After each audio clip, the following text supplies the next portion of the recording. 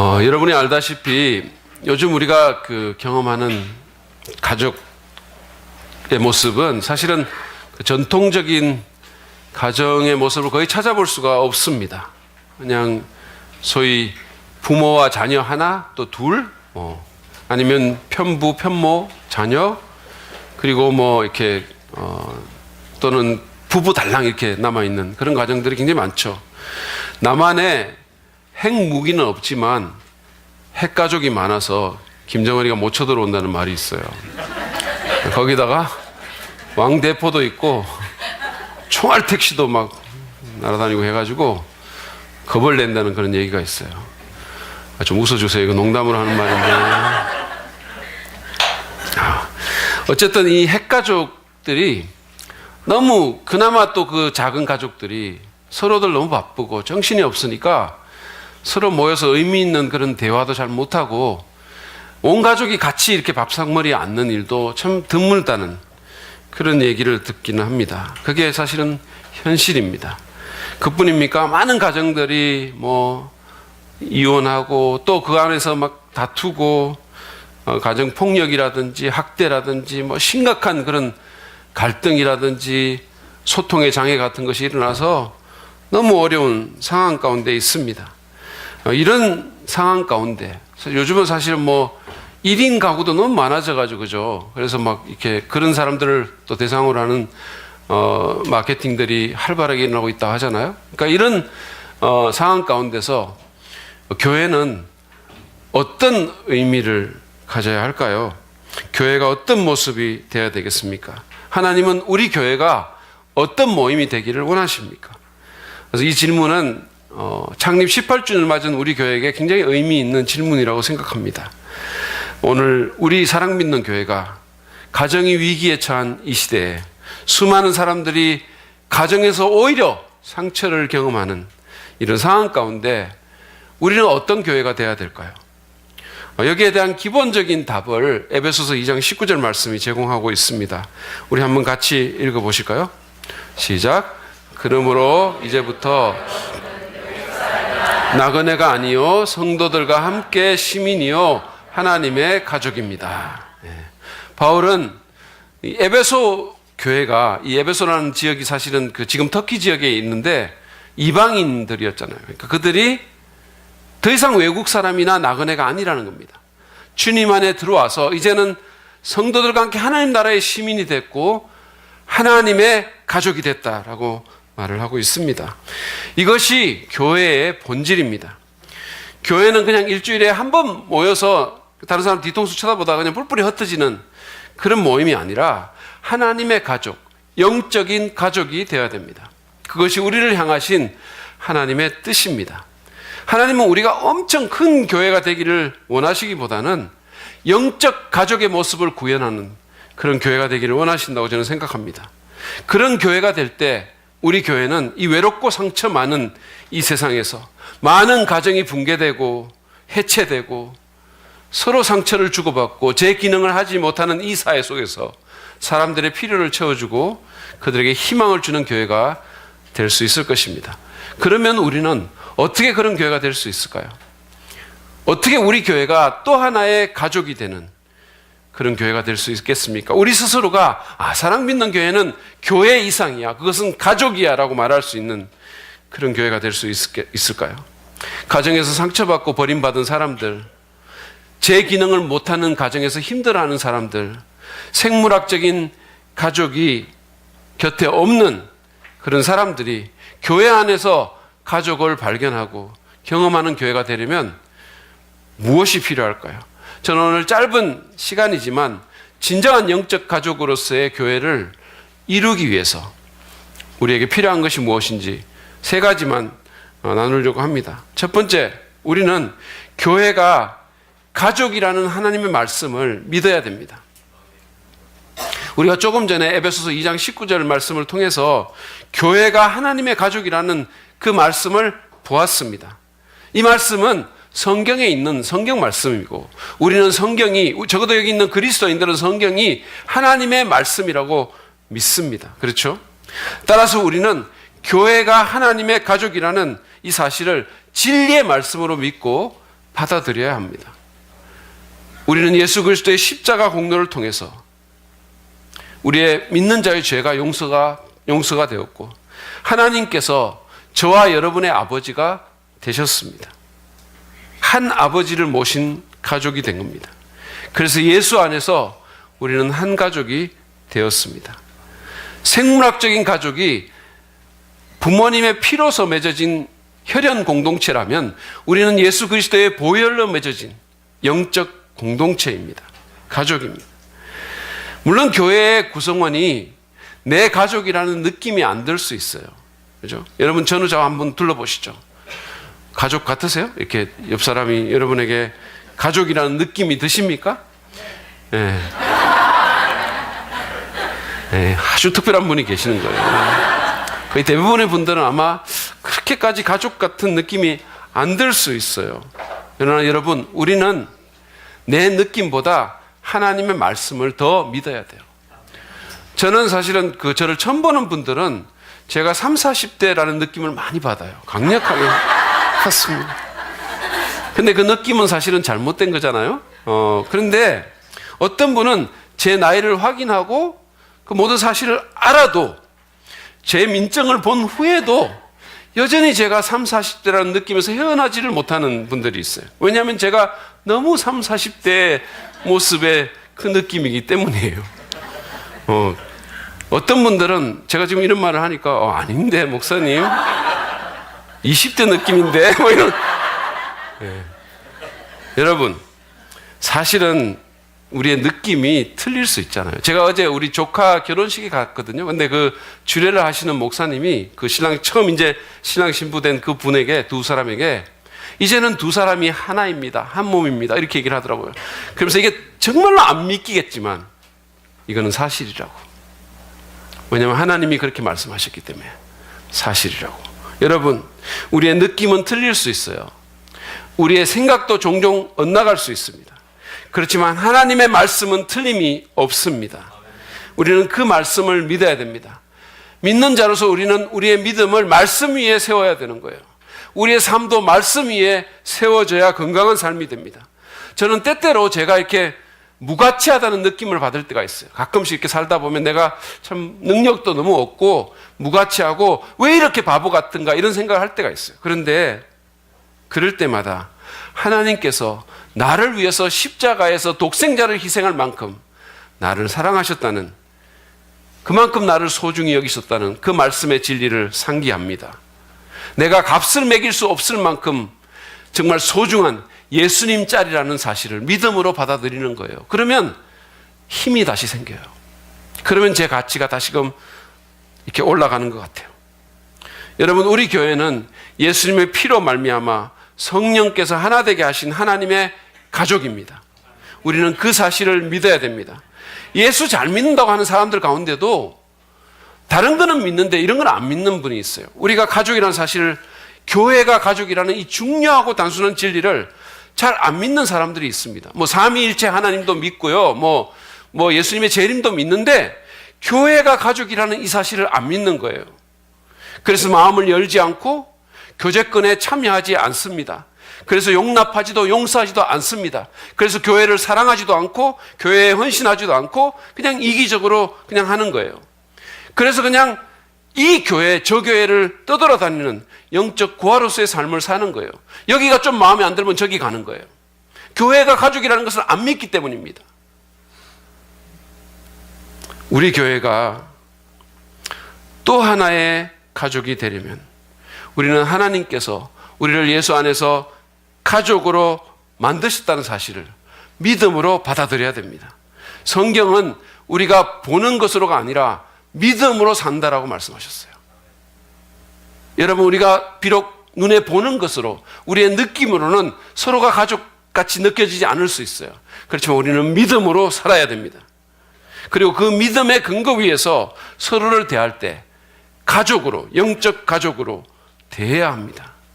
가족에게 대하듯이 해야 되는 거예요. 예를 들어서 저희 교회에 목장 이렇게 그 소그룹 공동체가 있는데 거기서 셀 목장 코이노니아 언약이라는 게 있어요. 거기서 우리는 서로의 말을 정죄하거나 들은 말을 함부로 외부에 옮기지 않겠다고 그렇게 서로 언약합니다. 왜냐하면 가족은 그렇게 하지 않기 때문이에요. 우리는 서로 간에 다단계와 같은 상업적인 거래와 영업 회기를 하지 않겠다고 서로 맹세합니다. 다짐합니다. 왜냐하면 가족은 서로 그렇게 하지 않기 때문입니다. 대신 우리는 순수한 사랑과 섬김을 실천하겠다고 다짐합니다. 왜냐하면 우리는 가족이기 때문이에요. 가족에게 어떻게 할 것인지 여러분 생각해 보시고 행동하시기 바랍니다. 그리고 교회가 가족임을 믿음으로 받아들이십시오.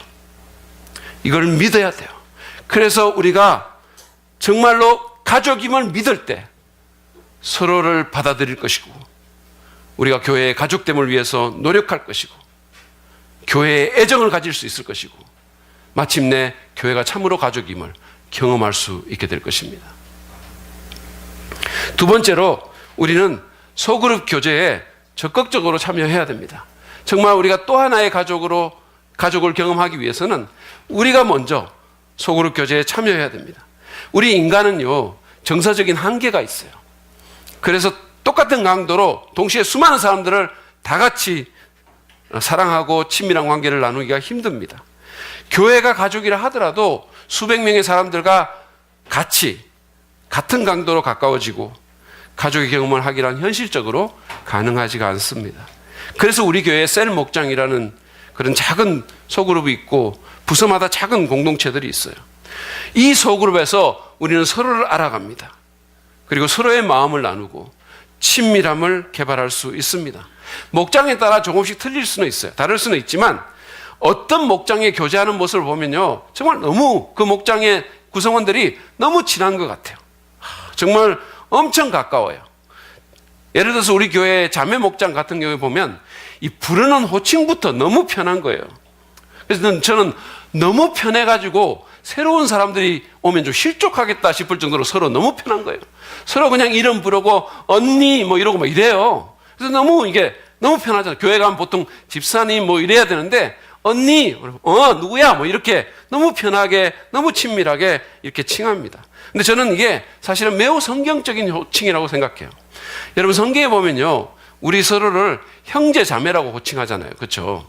형제 자매로 호칭해요. 그리스도 안에서 형제 자매라고 그렇게 성경에서 호칭합니다. 근데 사실은 제가 보통 교회에 가면 어떤 교회는 그래서 성경적으로 호칭한다고 해가지고 서로 형제님, 자매님 이렇게 불러요. 근데 그것보다 저는 우리 교회 자매 목장이 더 성경적이라고 생각합니다. 왜냐하면 가정에서 우리가 서로를 부를 때 형제님, 자매님이 안 이러잖아요. 언니, 형 이러잖아요. 그리고 이름 부르고 그러잖아요. 그래서 우리 자매 목장이 너무 성경적으로 호칭한다고 생각합니다. 어쨌든 너무 편하고 너무 친한 거예요. 그래서 너무 친하다 보니까 제가 때로는 그걸 보면 부러울 때가 있어요. 정말 저도 거기 들어가고 싶어요. 한 멤버가 되고 싶어요. 그래서 거기 들어가가지고 누구가 저한테 오빠라고 불러주는 걸 좀 듣고 싶어요. 여러분, 사실은 이게 호칭뿐만이 아니에요. 이렇게 보면요, 막 그 목장 안에서 시장도 같이 다니고 여행도 가기도 하고 함께 즐거워하고 함께 웁니다. 그런 모습을 제가 봐요. 이런 식으로 소그룹은 교회의 가족됨을 실제로 경험하는 장이 되는 것입니다. 우리가 소그룹 모임에 적극적으로 참여할 때 교회가 또 하나의 가족임을 경험할 수 있게 되는 겁니다. 그런데 우리가 소그룹 교제에 참여한다는 것은 단순히 거기에 있는 공식적인 모임에 내가 참여한다 그런 뜻만은 아닙니다. 그 모임에 한번 나가준다 그런 뜻이 아니에요. 서로를 가족으로 받아들이고 서로의 마음과 삶을 나눕니다. 그런 뜻이에요. 주중에도 연락하고 중보기도 하고 생각하고 관계를 이어간다는 뜻입니다. 저희 지금 양육반에 나오는 한 집사님은 아침에 큐티를 하다가 큐티 시간에 형제에게 무난하라는 말씀을 이렇게 묵상하면서 일상적인 삶에서도 영적인 교제권을 좀 찾아야겠다는 생각을 그분이 하셨다는 거예요. 그래가지고 같이 양육받는 다른 집사님한테 그냥 주중에 전화를 한 거예요. 아무 용건도 없이.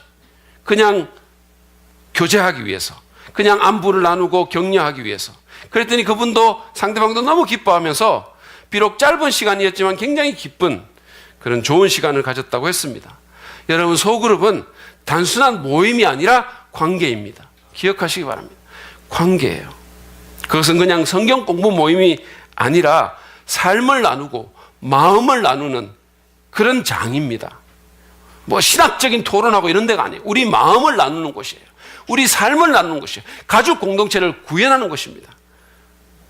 여러분, 우리 가족들이 뭐 서로 모여가지고 여보, 바울의 그 입양 교리가 정말 그 구원론적일 뿐만 아니라 교회론적인 함축성이 있지 않아요? 심오하군. 그러나 먼저 교회론적인 것부터 나눠볼까? 이렇게 말하지 않잖아요. 어떤 가족이 그렇게 말합니까? 그렇게 말하는 가족 없어요. 여러분, 소그룹 공동체 안에서 막 가르치려고 하고 그렇게 하지 마세요. 우리 마음을 나누는 거예요. 우리 삶을 나누는 거예요. 그래서 공통의 화제로 대화도 나누고 마음을 열어서 듣기도 하고 그리고 사랑과 선행을 격려합니다. 그것이 가족이 하는 거예요. 또한 가족들은 서로를 섬기고 서로의 필요를 채워줍니다. 우리 소그룹 공동체가 지향하는 교제가 이런 것입니다. 그러므로 여러분, 소그룹 교제에 적극적으로 참여하십시오. 참여할 때 교회가 또 하나의 가족이 되는 거예요. 참여할 때. 지난 총선 후에 우리 손석희라는 앵커가 대통령과 국회의원 같은 그런 정치 지도자를 누가 뽑습니까? 라는 질문을 던졌대요. 그러고 나서 또 말하기를 많은 사람들이 그 질문에 대해서 국민이 뽑습니다라고 대답을 하는데 사실은 아니라고. 투표하는 국민이 뽑습니다라는 게 정말 맞는 말이라고. 그렇게 얘기를 했다는 거예요. 그래서 저는 그 말을 듣고 너무 그 말이 마음에 들었어요. 참여의 중요성을 강조한 것입니다. 교회도 마찬가지예요. 여러분, 참여할 때 교회가 교회되는 거예요. 전부 팔짱 끼고 뒤로 쳐져 있고 방관하면 교회는 교회 될 수가 없고 교회가 가족 될 수가 없는 겁니다. 아무리 하나님 말씀이 그렇게 말한다 할지라도 우리가 먼저 서로를 안아야 돼요. 우리가 먼저 다가갈 수 있어야 돼요. 우리가 먼저 상대방을 가족으로 인정할 수 있어야 됩니다. 참여해야 됩니다. 교회를 통해서 또 하나의 가족을 경험하기를 원하십니까? 적극적으로 참여하십시오. 처음에 어색함이 있겠지만 그것을 넘어서 서로를 알아가십시오. 불편함이 있겠지만 그것을 극복하셔야 돼요. 여러분, 가족 안에도 불편한 때가 있잖아요. 가끔씩은. 가족들 사이에도 불편한 때가 있잖아요. 서로 용납해야 돼요. 그래서 마음을 열고 교제하고 밥도 먹고 전화도 하십시오. 모임에 참여해서 삶도 나누고 같이 기도하고 시간을 보내시기 바랍니다. 그럴 때 여러분은 정말로 또 하나의 가족을 교회 안에서 경험할 수 있을 것입니다. 우리가 먼저 만들어 가야 돼요. 내가 만들어야 돼요. 마지막으로 우리는 상호 사랑의 계명을 심각하게 받아들여야 됩니다. 교회가 정말 또 하나의 가족이 되려면 상호 사랑의 계명을 심각하게 받아들여야 돼요. 가족에게 꼭 필요한 것이 있는데 그것은 사랑입니다. 사랑이 없는 가족은 사실은 가족이라고 할 수도 없어요.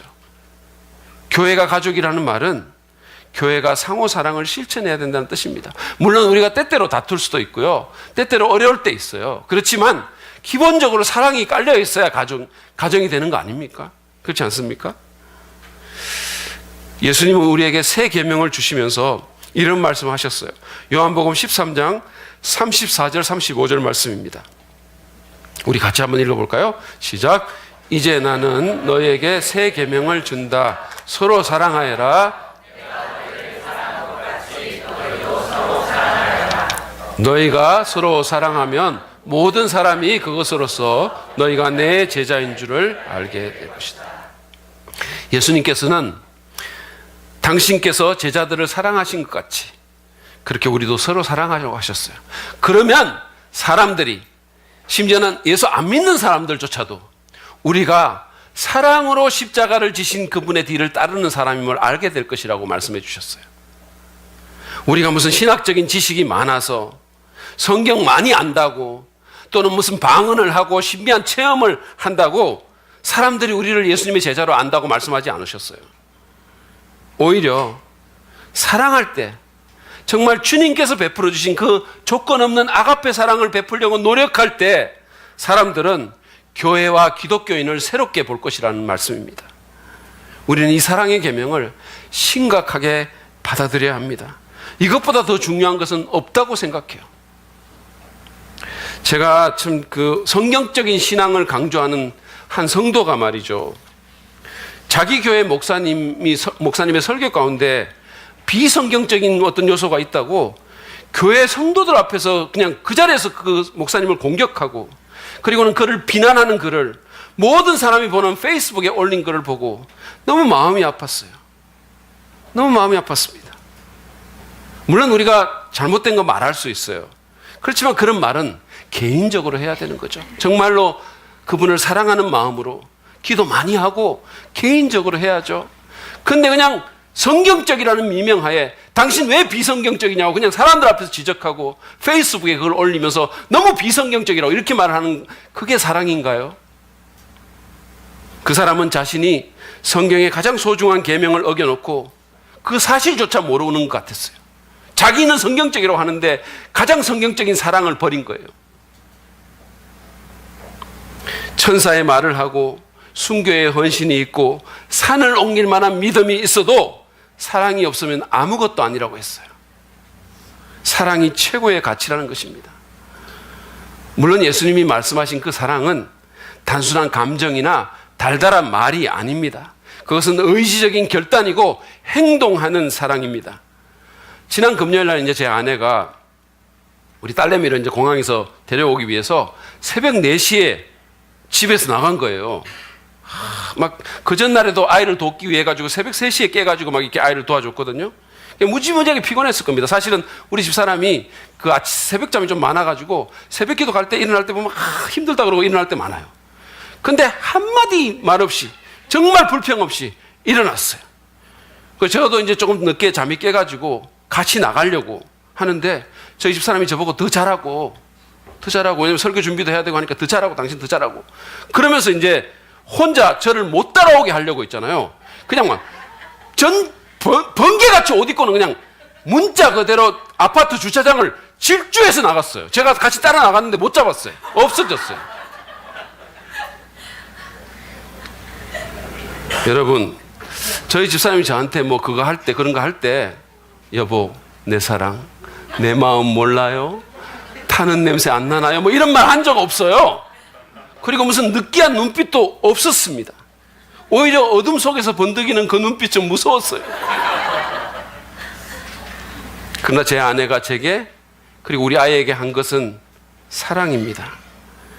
지금 저희 교회가 이제 수요일 날 양육반 모임을 하거든요. 제자 양육을 하는데, 근데 거기 있는 한 목자가 자기 목원이 양육 잘 받을 수 있게 하기 위해서, 돕기 위해서 그 시간 동안 그 목원의 작은 아이를 돌봐주는 거예요. 자기도 하루 종일 일하고 피곤할 텐데 거기 가서 이렇게 돌봐주는 겁니다. 여러분, 그게 사랑이에요. 근데 사실은 그 목자만이 아니에요. 많은 분들이, 이때까지 여러분들이 그렇게 오셨어요. 그리고 앞으로도 저는 그렇게 할 거라고 믿습니다. 말이 아니에요.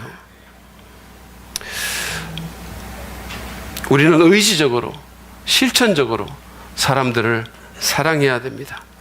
제가 이제 수요일 양육반에 이렇게 학교에서 이렇게 돌아와서 저녁에 이렇게 가는데 몸은 굉장히 피곤하거든요. 왜냐면 학교에서 또 강의하고 막 이러면서 굉장히 피곤하지만 그 시간이 너무 기다려지는 거예요.